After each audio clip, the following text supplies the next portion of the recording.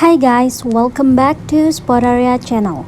So today this video I'll show you how to enable or disable require attention aware features on iPhone.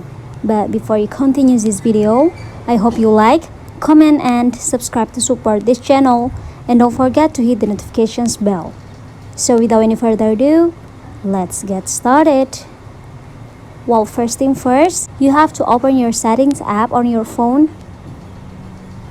And after that, in the settings page, you have to scroll it down to find Face ID and passcode. I'm gonna do it right now. And when you see it, just go ahead to Face ID and passcode here. Enter your passcode first.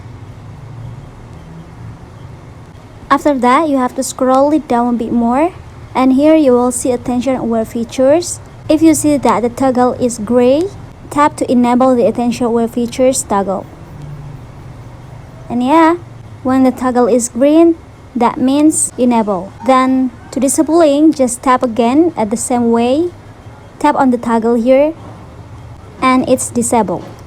But here I'm gonna let it on or enable like this. So yeah guys, just it. I think it's enough. Thanks for watching this video. I hope this video will help you. Don't forget to leave your comment in the column below.